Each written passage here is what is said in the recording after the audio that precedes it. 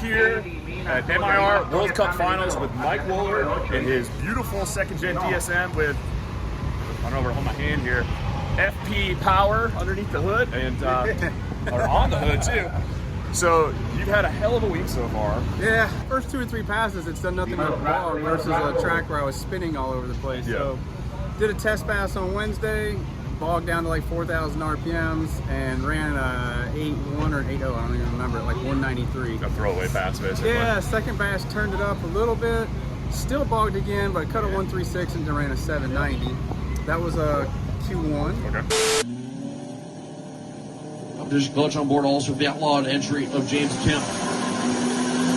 Kemp's our winner here. See him back at Tacoma, Washington. Watch James Kemp, there he goes, top end of the racetrack. About an 8:18, 159 to a 793 and 189 for Mike Wohler. Came back, did Q2. Car on, like, that's the one that went 8.1 like 180 something. Yep. It was hurt after that. We get to the track, it shuts off, start it up, and it's, you know, you can tell it's got no compression. We bring it back, start checking stuff, and it's like, yeah, something's bad in the bottom end, right?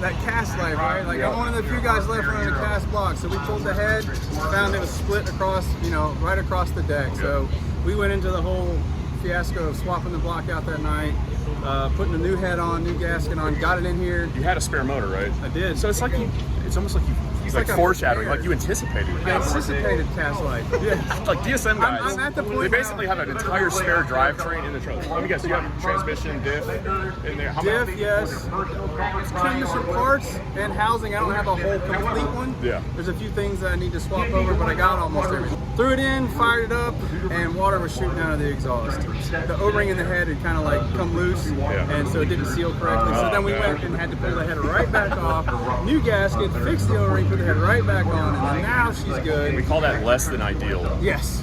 So then we went into the final qualifier, and the car was just laid over. It was like an 8.4, 181. Check the manual. Doing 201 yesterday. It's awesome. Stoked for him. Yo, let's go! Alright. Looked alright. All that clutch dust too.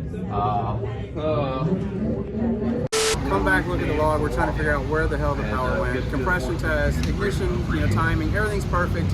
Checked the IAT temp sensor and it was reading negative 40 degrees. My air temp sensor dumped like 15-20% fuel into the whole map and just made it lame. For those of you who aren't familiar, in a perfect world, when your sensor's actually working, cold air is more dense, has more oxygen, so the ECU is going to say, hey, add more fuel. Yep. And that's exactly what happened. So negative 40 is a lot of cold than I thought it had. Nobody races in those conditions unless you're like snow racing in North Dakota. Right. But and that's where we're at right now. You know, I'm sitting on, unfortunately, I got to race my buddy Devin there. Again, Big Tom's Outlaw Birds Extreme. Start bundling them up. We'll be calling you shortly. We're emptying the right side. Dash over left side. Mike Wohler's going to be out in front. Will David Chunk be able to catch him? No! At the finish line, number 14 will take out number 3. Mike Wohler and the Eclipse will move on to round number 2. How about Wohler with his best pass of the weekend, 765 with a 9. There's a lot of red second-gen DSMs in the game, and a lot of people get them all mixed up. But the sad part is everybody thinks I'm him. Everybody ever thinks he's me. But, you know, he runs 6s, so what can you do? Yeah. What's the quickest the car has gone? 758. 758. Yeah. And Fastest mile per hour is 201.88. again, Turbo LS guy.